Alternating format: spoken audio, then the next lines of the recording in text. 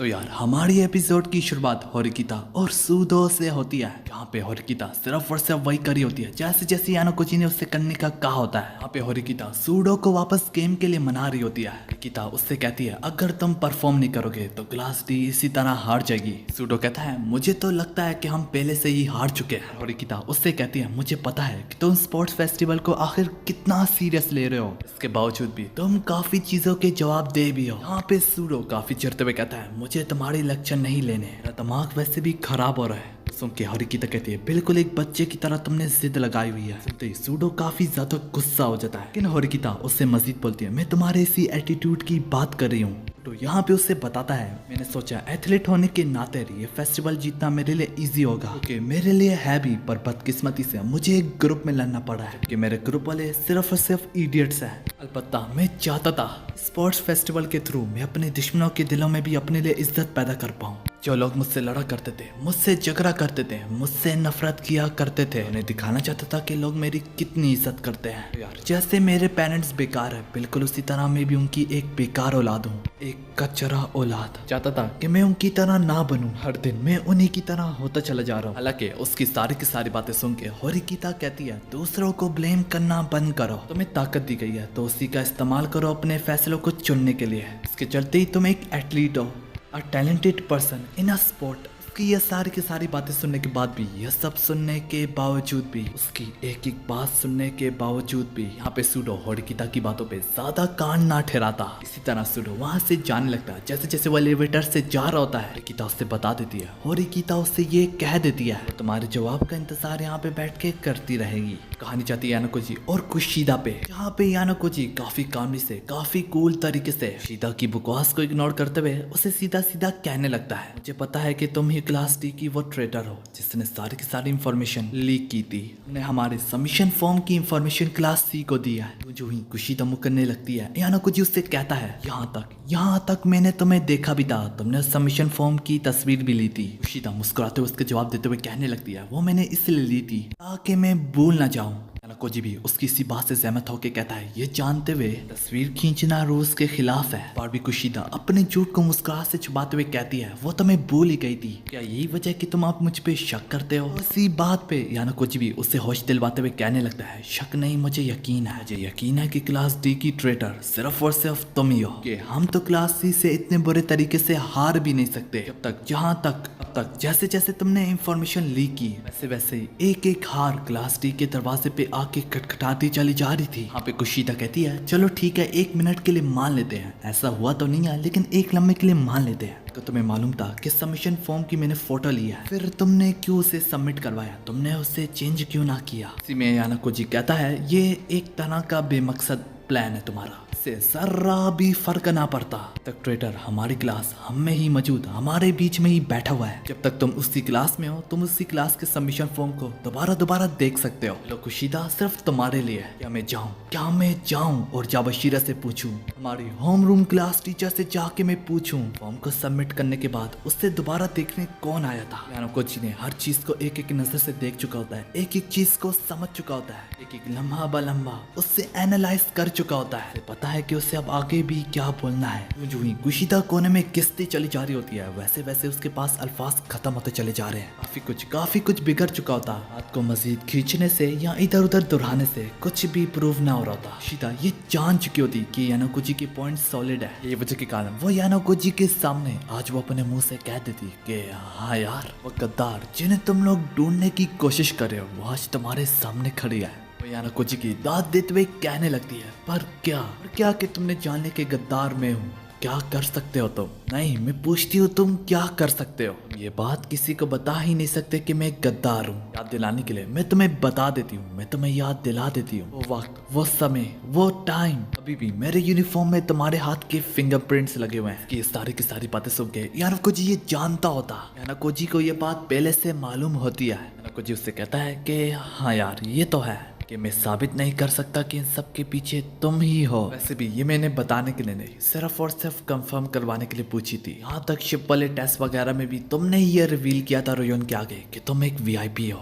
और मैं ये भी जानता हूँ ये सब कुछ तुमने मुफ्त में नहीं किया, तुम्हें एक चीज चाहिए थी, तुम्हें वही चीज चाहिए जो एक वक्त तुमने मुझसे मांगी थी। बता ये सब सुन के भी कुशीदा उसकी एक एक बात से एग्री करती और दोबारा से उसकी दाद देती कि हाँ यार तुम वाकई में कुछ खास हो, मतलब एक एक चीज पे नजर रखी हुई है। सबके बाद कुशीदा यानोकोजी को बताती है कि वो होरिकिता को स्कूल से एक्सपेल करना चाहती है। यानोकोजी उससे सवाल करता है पर मुझे ये बात मालूम आज तक ना पड़ी, मुझे ये बात अभी तक मालूम नहीं पड़ी कि आखिर तुम उससे क्यों नफरत नहीं तो फिर आखिर किस बात का बदला ले रही हो। कुशीदा उसे ज्यादा ना बताती, अगर बताती भी तो वो सिर्फ और सिर्फ अपने गोल के बारे में बताती कि मैं ये करके रहूंगी, मैं कुशीदा को एक्सपेल कर दूंगी, इस बारे में तुम मेरा कुछ भी नहीं कर सकते। इसकी लाइन को कंटिन्यू करते हुए यानोकोजी बोलता चाहे इसके लिए तुम्हें पूरी क्लास को बेचना क्यों ना पड़े। इसी बात पे कुशीदा उससे कहती है हाँ मेरा मकसद क्लास ए तक पहुंचना नहीं बल्कि कैसे ना कैसे करके होरिकिता को स्कूल से एक्सपेल करना। हाँ गलत मत समझना, एक बार होरिकिता बस स्कूल से निकल जाए मैं तुम सबकी मदद करूंगी क्लास ए तक पहुंचने के लिए। पर हाँ इसके चलते ही एक और चीज ने भी अब मेरा दिमाग बदल दिया है, मेरी सोच को बदल दिया है। कुशीदा यहाँ पे यानोकोजी को कहती है अब तुम भी मेरी उन्हीं लिस्ट में हो जिन्हें मैं स्कूल से फारिग करवाऊंगी। वो ये जैसे जैसे कह रही होती है दूसरे सीन में हमें दिखाया जाता है यहाँ पे सूटो दोबारा से होरिकिता के पास आ जाता है। होरिकिता उससे बताती है इस पिछले घंटे में मैं तुम्हारा बैठ के इंतजार कर रही थी, वहीं पे मुझे ये बात मालूम पड़ी है कि तुम और मैं एक ही जैसे हैं। तुम फेस्टिवल के कारण लोगों को अपनी इज्जत के लिए मजबूर कर रहे थे यार, बिल्कुल इसी तरह मैं भी अपने भाई को दिखाना चाहती थी। मुझे ये बात मालूम पड़ी है कि तुम और मैं एक ही जैसे हैं। यहाँ पे होरिकिता उससे ये भी बताती है स्टूडेंट काउंसिल प्रेसिडेंट उसका बड़ा भाई है, क्योंकि आपस में हमारे ताल्लुकात कुछ अच्छे नहीं है। वो हर तरह से पूरा है, हर तरीके से टैलेंटेड है कि उसकी छोटी बहन में अभी भी काफी खामियां है। सुन के सूडो से सवाल पूछता है खामियां है तुम में, जो बताओ तुम में किस चीज में खामियां है, तुम फील्ड में भी काफी अच्छी हो। इसके चलते ही काफी ज्यादा स्मार्ट। होरिकिता बताती है मेरे भाई के आगे ये तो कुछ भी नहीं है, मेरा भाई हर तरीके के हर फील्ड में पूरे तरीके से काबिल है, अपनी पूरी लाइफ में उस जैसा बनना चाह। इसी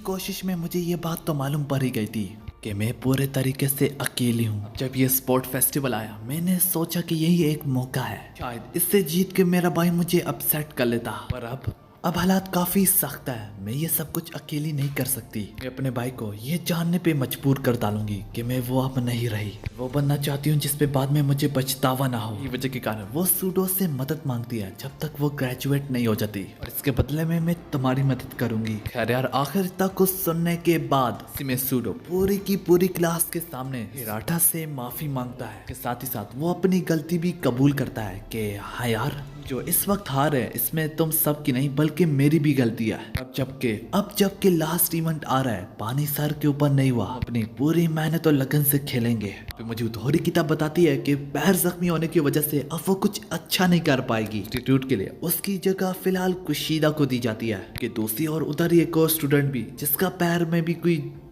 दर्द वगैरह होता है, खैर यार उसकी जगह यानोकोजी को दी जाती है। तो हाँ यार अब लास्ट इवेंट को प्ले किया जा रहा होता है जहाँ पे 1200 मीटर की रिले होती है। इवेंट की शुरुआत क्लास डी के लिए बहुत अच्छी साबित होती है, जहाँ पे सारे लोग बड़ी खुशी से टीम वर्क परफॉर्म कर रहे होते हैं। लोगों के बीच में खड़ा यानोकोजी जहाँ पे उसे अप्रोच करता है होरिकिता का बड़ा भाई, यानोकोजी से सवाल पूछते हुए कहने लगता है क्या हुआ आखिर हमारी क्लास पे आखिर कब से नजर रख के बैठा हुआ हूँ, कि मुझे तो लग रहा था कि तुम्हारी क्लास हर एक इवेंट में हारती चली जाएगी, बराबर अब कुछ बदल सा है। कोजी बताता है इस सब के पीछे जो भी है वो तुम्हारी बहन ही है। रिले पास करते करते अब बारी आने लगती है स्टूडेंट काउंसिल प्रेसिडेंट के, साथ ही साथ यानोकोजी की भी। यहाँ पे दोनों के दोनों एक दूसरे के साथ रेस में कंपटीशन लगा रहे होते हैं। दोनों के दोनों ऐसे भाग दौड़ शुरू करते हैं, वो एक से एक कंटेस्टेंट को पीछे छोड़ के आगे निकलते चले जा रहे होते हैं। रेस शुरू होते ही थोड़ी देर में खत्म हो जाती है, मगर हमें रिजल्ट नहीं दिखाया जाता आखिर दोनों में से कौन जीता है। इसी में सारे लोग क्लास डी के रिजल्ट को देख रहे होते हैं। यहाँ पे उनके पॉइंट्स कुछ ज्यादा ही कम होते हैं, सबके बावजूद भी वहाँ पे कोई भी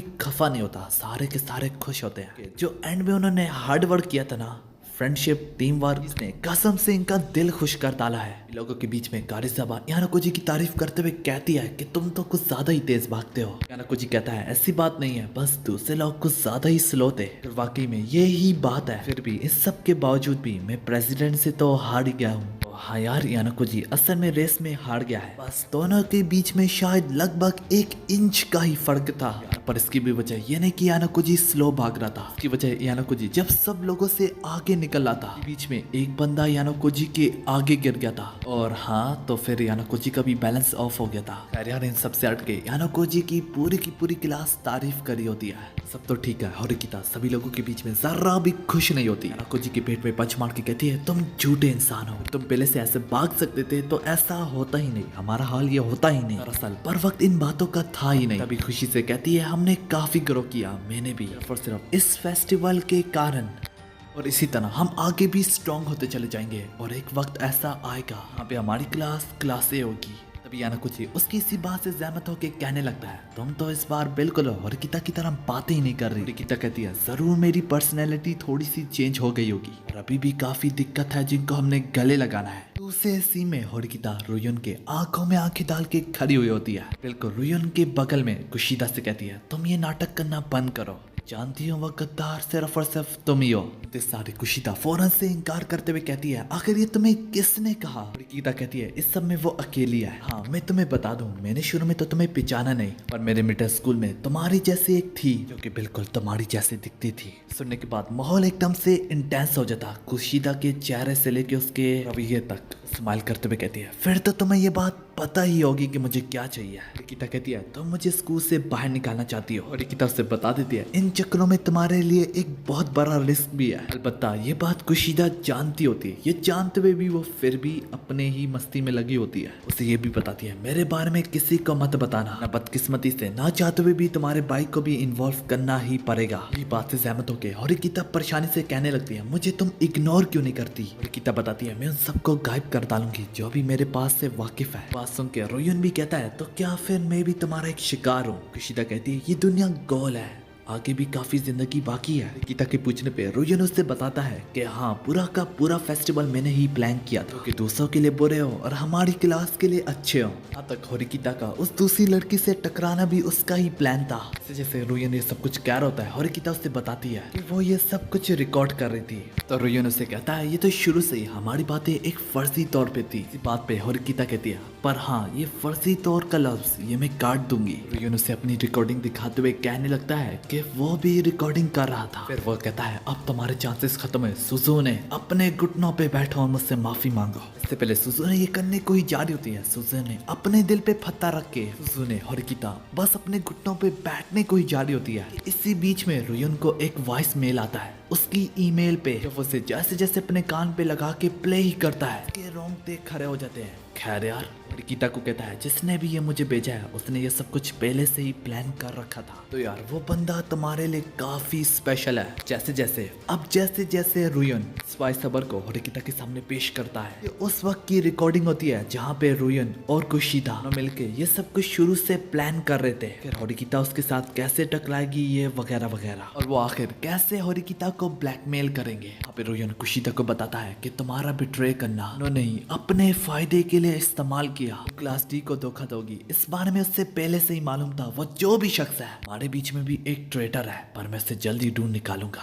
फिलहाल तो दोनों के बीच में मामला रफा दफा हो जाता है, रुयुन वहां से चुपचाप चला जाता है। तो हाँ यार यहाँ पे हमारी एपिसोड खत्म होती है।